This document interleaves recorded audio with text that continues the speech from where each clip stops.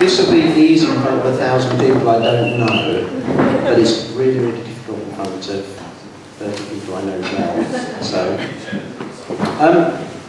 thank you all for coming. It's fantastic that you're here because I didn't want this to be an ego trip or everything. I wanted this to be a party, just a get together with people who don't all get together.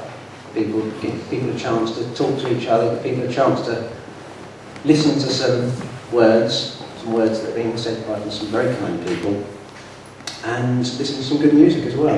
A very good band.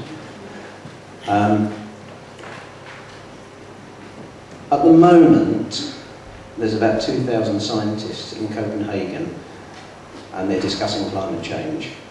And when they discuss climate change, lots of politicians are going to go over, and they're going to completely ignore everything they've got to say, because politicians don't want to change, because they've got economies to run. And the scientists have got the science, and they know exactly what's going to happen to the world if we don't do anything. And what the politicians want to do is do exactly what they've done all the time, which is rule people, tell people what to do in their own way. So I think that's quite an interesting background on which to do this, because it's not as simple as they make out. It's not about just trying to keep things going as normal. We've got a system that's failed, and it needs to be fixed. In fact, we've got a system that's failed, and it's clearly failed, and something else has to take its place. Tonight, there's going to be a few readings. We're going to have 3 children. Well, 2 children and a teenager. Yeah. Becky and Sophie, my children. Charlotte is my niece, and they very kindly agreed to read. And I think they've all read in front of people before. But first of all, I'm going to read something from the book, which is basically the introduction, just to give you a taste of what it's about. This took me about 18 months to write, and I learnt a lot of stuff I didn't know before. And it was a real learning experience for me, and it was a journey for me. When I started writing it, then I had no idea what the end would be. A lot of authors are like that. I've heard Stephen King, when he writes books, doesn't actually know how it's going to end, he just knows how it's starting. And it was like that with me. And the reason was that I hadn't finished my journey. I hadn't discovered what I was going to say. I just felt something was missing. And I could have written something down, just like all the other green books out there, and said, great, this is what you need to do.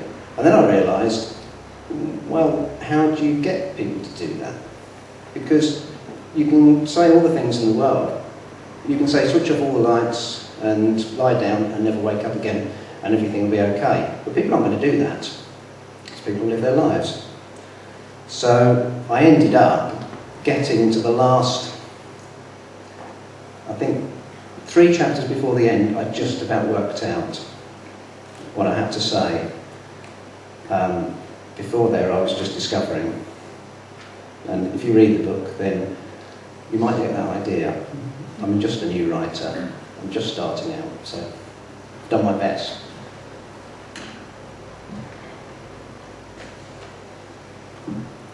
Let's start at the end. The first ending has happened before. Vast groups of humans, all taking part in a single complex system, thrive for a short while.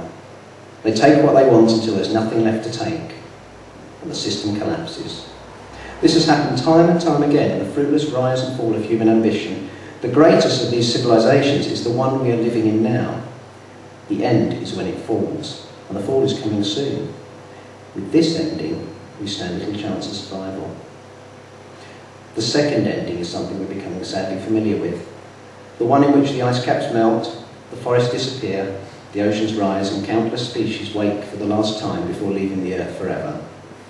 This is an environmental catastrophe. We can bat it away, think it has little to do with us, and carry on as before.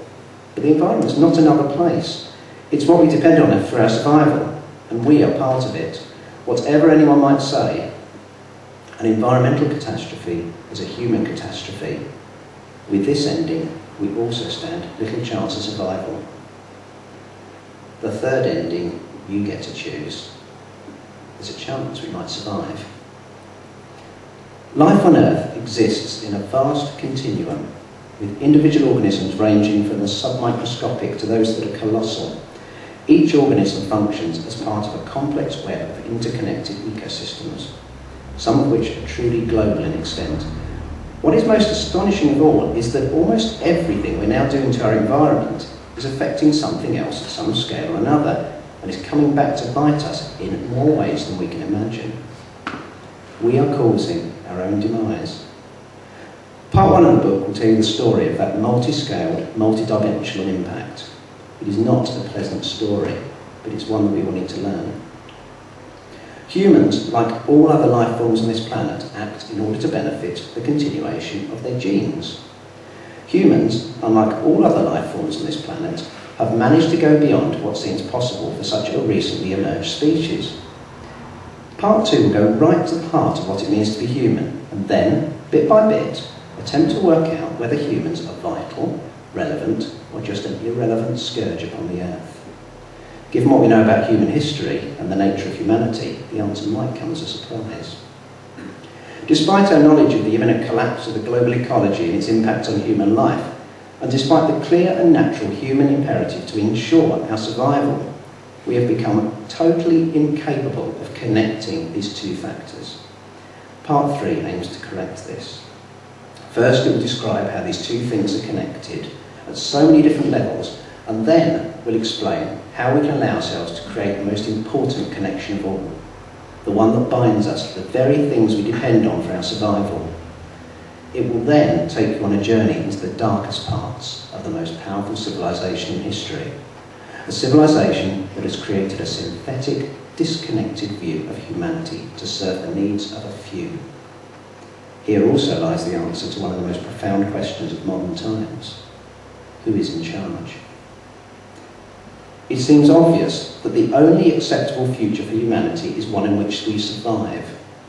We are in a position where we have to choose between the short-term greed of industrial civilization or the long-term survival that humans are capable of.